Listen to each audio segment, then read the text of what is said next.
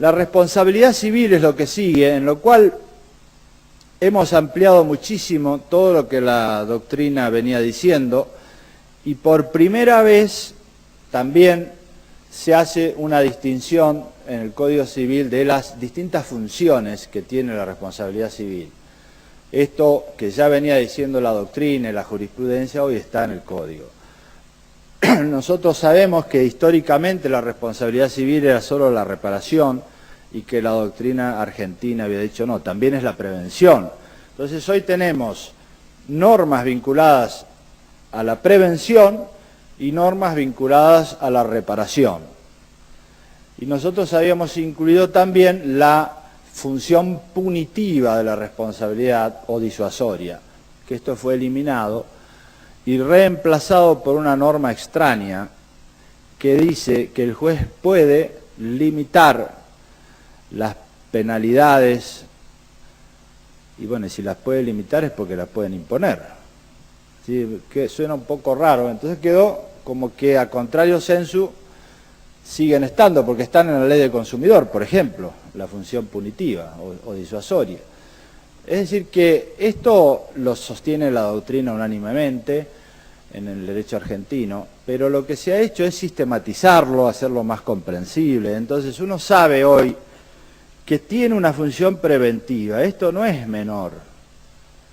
No son las cautelares, sino el proceso autónomo. Uno puede iniciar un proceso autónomo frente a la amenaza de daño de un derecho. Y la mera amenaza del derecho es lo que autoriza a ejercer la acción. Y esto ya está en la jurisprudencia argentina hace muchos años, pero no estaba sistematizado.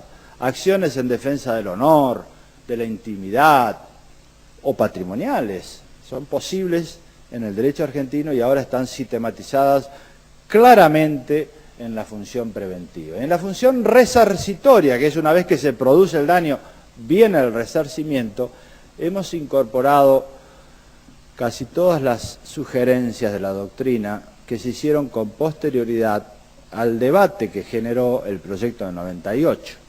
En el proyecto del 98 se había limitado, por ejemplo, la responsabilidad, y esto generó un debate importante en la doctrina civil argentina, y nosotros hemos incorporado el principio de la reparación plena, que era la posición mayoritaria, la reparación plena. Este es un concepto muy importante en las acciones de responsabilidad civil. También dijimos, y dice ahora el Código, que puede haber indemnización para una persona que, por ejemplo, queda parapléjica y no trabaja. Acá se llegó a decir que una persona que está parapléjica como consecuencia de un accidente, pero no trabajaba, no tiene indemnización porque no tiene actividad productiva. Bueno, esto se dice expresamente, ¿eh? O se ha dicho que una mujer que no tiene trabajo no tiene indemnización. Esto también se ha cambiado ahora, ¿eh? Se pone claramente situaciones que han sido de mucha tensión en la jurisprudencia y muy censuradas por la doctrina. Se aclaró y hoy tenemos todo un sistema resarcitorio en materia de responsabilidad civil muy amplio, muy claro y muy acorde con todo lo que ha dicho la doctrina en los últimos años, que me parece que es algo importante de señalar, porque yo digo siempre que la responsabilidad civil en la Argentina ha sido una creación de la abogacía y de la jurisprudencia. Si ustedes se fijan, el Código Civil decía muy poco, casi nada. Y si uno compara esta posición tan limitada del Código con toda la actividad judicial que hay en materia de responsabilidad civil, no hay relación, es una creación de ese esfuerzo cotidiano que hace la sociedad argentina, la abogacía, lo traslada y la jurisprudencia lo recibe y la doctrina lo elabora. Todo esto existía, pero no en el Código, existía en la realidad, en el sentir común de la gente, y eso es lo que se ha recibido. Los principios rectores del sistema legal, a mi entender, son tres. Primero, consagra expresamente el viejo adagio, aforismo, regla de oro del derecho romano, neminem latere, o alterum non laddere, no dañar a otro. Esta vieja regla sabia, una de las 3 reglas de oro del derecho romano, está consagrada de manera expresa. Hasta ahora, la Corte, en el año 86, una Corte recordada por pronunciamientos tan importantes, lo encontró en el artículo 19, como allí escucho que... sí, en el artículo 19 de la Constitución. Ahora lo recepta expresamente en el artículo 1710, a través del deber de prevención y de no agravar el daño si éste ya se produjo, y en el artículo 1716, que establece el derecho a la reparación. Así que es una incorporación totalmente positiva. Y es lo primero que digo, ya manifiesta el acercamiento notable entre las tradicionales órbitas de la responsabilidad. El alterum non laddere no distingue si el daño se produjo como consecuencia del incumplimiento de una obligación, léase contrato, o por comisión de daños hasta ahora llamados extracontractuales. No distingue, no tiene que distinguir, y el nuevo código no lo hace, es un acierto. El segundo principio es la prevención, a mi entender. La prevención es función del sistema y también un principio rector. El eje del sistema es el daño injusto. El eje del nuevo sistema es el daño injusto. Esto es una creación italiana de 1942. Hace rato se habla aquí en doctrina del daño injusto. El nuevo código lo recepta expresamente, es una incorporación acertada. Daño injusto o daño injustamente sufrido, no injustamente causado. Daño injusto o también llamado daño injustamente sufrido. Por tanto, fíjense, esto me llama mucho la atención a mí, cómo hemos sido necios en no reconocer al principio alterum non laddere el marco amplio que debe serle reconocido. El alterum non laddere, este principio de no dañar, siempre fue leído en clave de reparación. Es decir, producido el daño, en virtud del principio alterum non laddere, corresponde reparar. Me parece una obviedad mayúscula, y no deja de sorprenderme, que no lo hayamos visto sino hasta ahora, que en realidad ese mandato, lo primero que obliga es a no causar el daño.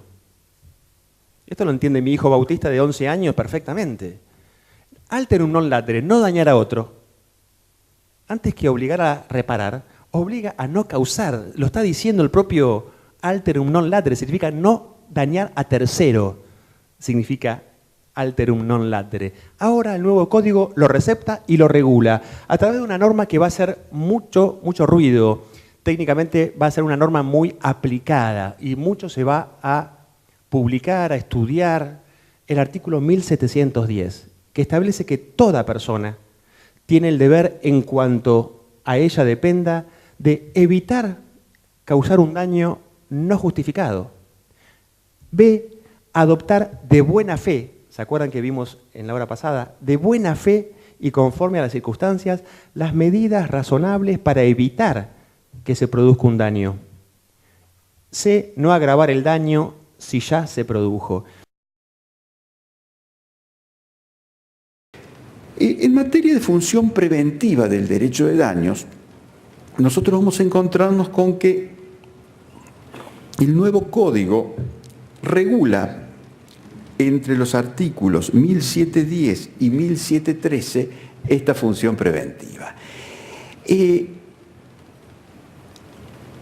Lo hace en general con un criterio muy amplio, que muy difícilmente desagrade a cualquier persona que lo lea, pero que a poco que uno lo reflexione, podrá darse cuenta que es tan amplio que deviene excesivamente amplio y que su excesiva amplitud puede terminar siendo, curiosamente, el factor optativo principal para que este proceso, para que esta función preventiva no alcance la dimensión que tendría que tener. Con las instituciones jurídicas se requiere equilibrios. Pasa lo mismo que con los deportistas. A ver, un deportista de alta competición, un futbolista profesional, mal entrenado, y no puede jugar. No puede competir. Bien entrenado, sin duda alguna que podrá hacerlo en la medida que sus aptitudes y condiciones se lo permitan. Ahora, sobreentrenado está peor que si no se hubiese entrenado. Los equilibrios que se rompen. Yo advierto, por ejemplo, que la forma y modo en que se ha regulado la función preventiva del derecho de daños es excesivamente amplia. Y puede ser inconveniente si los jueces, que están llamados a tener un activismo muy significativo en el nuevo código, que a algunos, como a Fargosi, les asusta. A mí me encanta que el sistema se haya pergeñado de este modo, porque se adecua a la realidad. Están llamados, les decía, a cumplir un papel protagónico a la hora de darle razonabilidad al sistema. A ver, las abuelas decían, siempre es mejor prevenir que curar. Esto es lógico. Y de la mano de ese viejo dicho de ellas, se traslada al derecho de daños, siempre es mejor evitar el daño, prevenirlo, que luego tener el problema de resarcirlo. Lo cual luce también muy lindo. ¿Qué mejor que evitar que haya daños? ¿Qué mejor que evitar que haya perjuicios? Esto podría llegar a ser mejor para todos. Pero sin embargo, a poco que ustedes profundicen la idea, van a poder advertir que quizás no siempre sea ello así. Porque cada vez que yo voy a tomar medidas orientadas a la prevención y evitación de un perjuicio, esas medidas van a significar, en la mayor parte de los casos casi necesariamente, imponer restricciones a la libertad de terceros. Prevenir ciertos daños supone muchas veces restringir que otros puedan hacer cosas que podrían llegar a hacer, aún con el riesgo y la contingencia de que el daño se produzca. Por ejemplo, vamos a prevenir los accidentes de automotores o mitigar la siniestralidad. ¿De qué manera podríamos hacerlo? Bueno, luces obligatorias no solo en las rutas, sino en la ciudad, la obligación de usar cinturón de seguridad, la inspección técnica vehicular cada semana o cada X tiempo para que sea sumamente estricta. Vamos a elevar la edad en la cual los conductores podrán manejar. Ahora, ¿quieren que lo hagamos en serio el sistema? Esto lo digo en broma, prohibamos que los automotores circulen. Sería el otro extremo. Esto sería absolutamente irracional. Hay que buscar puntos de equilibrio que razonablemente permitan compatibilizar una tutela preventiva en términos lógicos con el imperativo de evitar que se produzcan daños.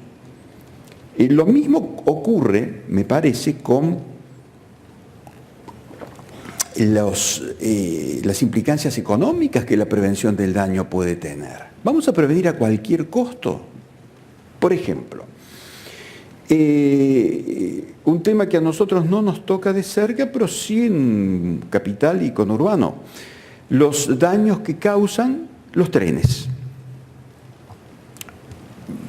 Podemos nosotros realizar un esquema lógico y razonable de prevención de esos daños, adoptando medidas eficaces, concretas, por ejemplo, en los pasoaniveles, dotándolos de las mejores medidas de seguridad, con personal permanente, a fin de evitar el paso de peatones por las vías, establecer puentes sobrelevados o túneles subterráneos para que puedan pasar los vehículos y evitar el riesgo de colisiones.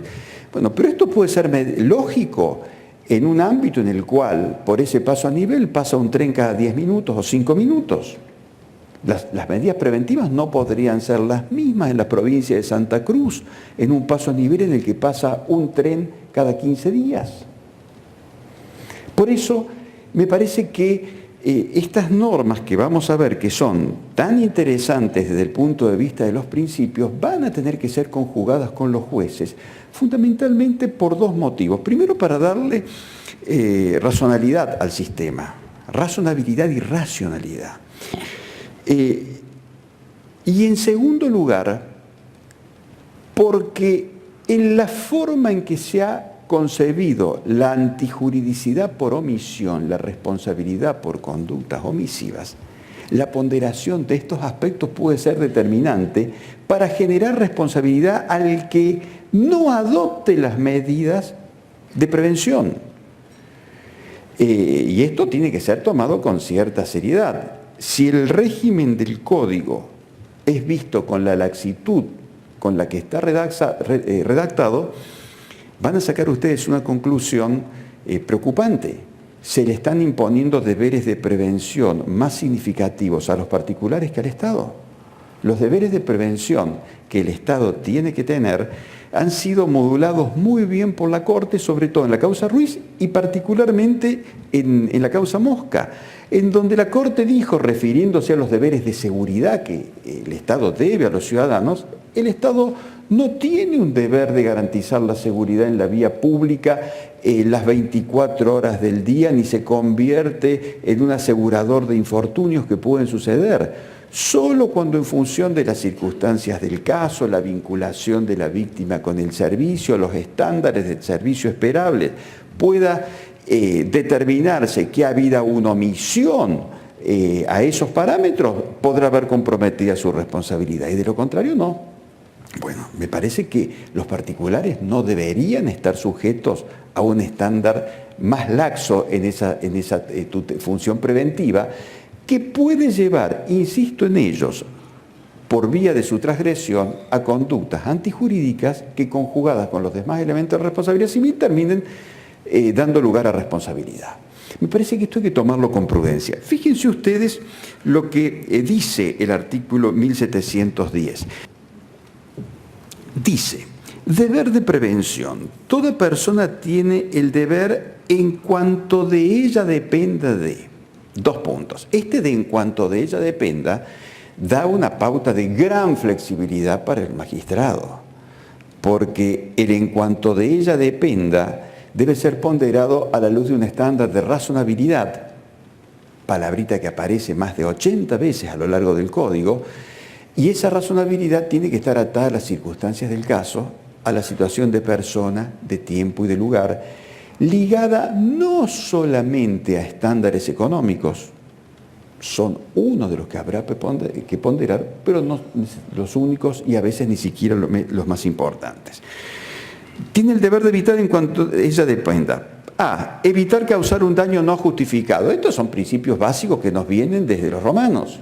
El nemine ledere, el 1109 del código anterior, evitar causar un daño culpablemente a otro, hundía sus raíces en esta, tomar las conductas diligentes que se nos deben imponer en función de la naturaleza y circunstancias, de la obligación del ámbito contractual o obligacional o del medio en el que nos movemos en el ámbito extracontractual, para con nuestras conductas no causar daños a otros. Esto parece absolutamente lógico. Muy lógico cuando se trata de daños causados por conductas comisivas y que requiere de precisiones cuando se trata de daños causados por vía de omisiones, porque la omisión supone omitir algo. Y el gran tema en este tema es ¿qué es ese algo que se omite y que causa un daño? En segundo lugar, la norma dice adoptar de buena fe y conforme a las circunstancias, buena fe y conforme a las circunstancias, las medidas razonables para evitar que se produzca un daño o disminuir su magnitud. Otra vez la palabra razonable. Tiene que adoptar conforme a las circunstancias las medidas razonables para evitar que se produzca un daño o disminuir su magnitud. Que se produzca un daño causado por quién.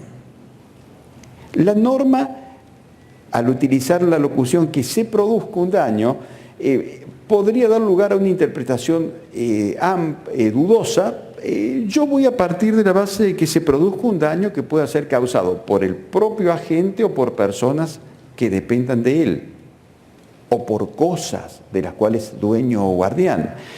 Porque a continuación la ley dice, si tales medidas evitan o disminuyen la magnitud de un daño del cual un tercero sería responsable, aquí se elonga la temática, tiene derecho a que éste le reembolse el valor de los gastos en que incurrió conforme a las reglas del enriquecimiento sin causa. Con lo cual, lo que podía ser la interpretación lógica del primer párrafo se está refiriendo al deber de evitar o no agravar los daños que yo pueda producir.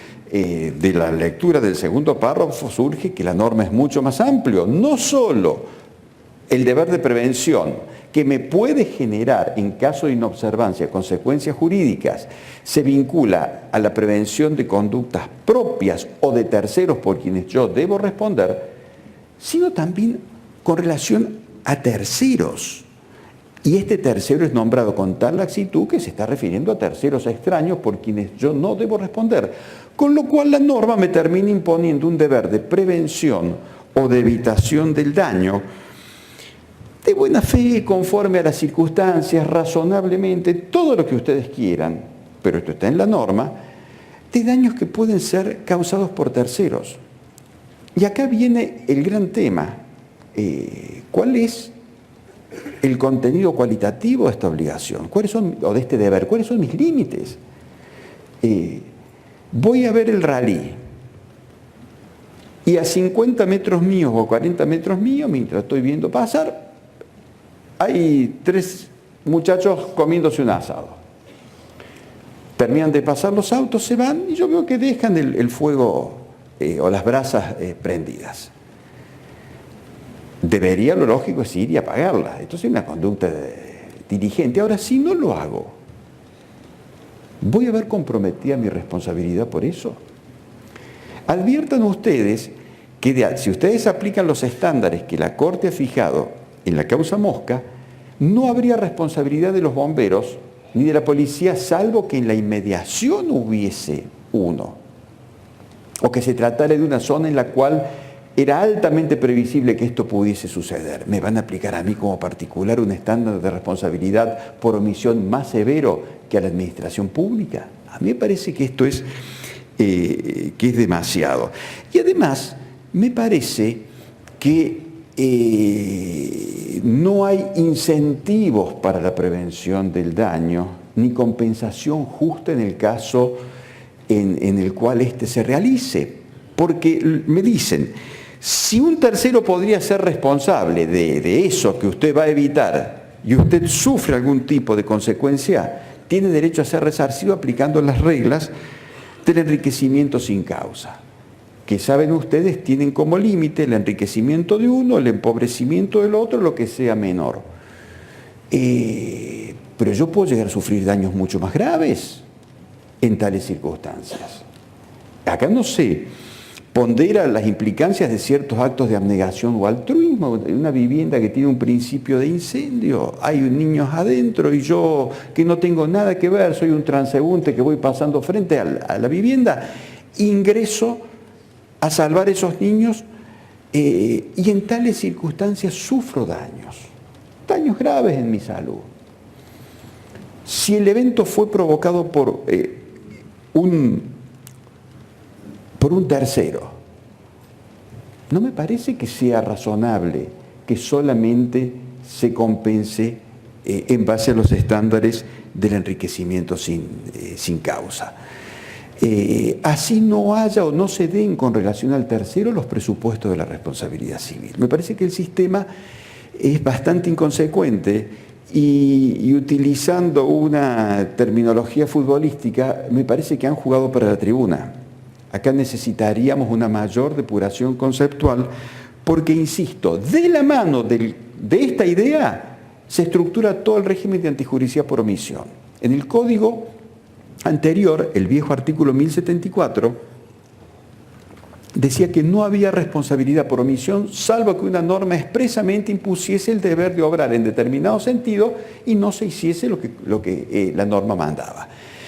El viejo 1074 dio lugar a interpretaciones disímiles. Orgaz decía hay que estar a la literalidad de la norma y si no hay un mandato expreso no hay responsabilidad por omisión. La mayor parte de la doctrina dijo está bien, esto en principio, pero esto puede flexibilizarse porque muchas veces, aún en defecto de una norma expresa, el no realizar ciertas conductas puede importar ejercicio abusivo de ciertos derechos, antifuncional, y en casos de particular gravedad habría que flexibilizarlo un poco. Bueno, acá se arranca de esto último, pero potenciado, y me parece que es demasiado. Uno de los grandes temas que van a tener que desarrollar los jueces en los tiempos que vienen será el determinar los límites de este deber de prevención y de fijar por esta vía los estándares lógicos que van a presidir la responsabilidad por conductas omisivas.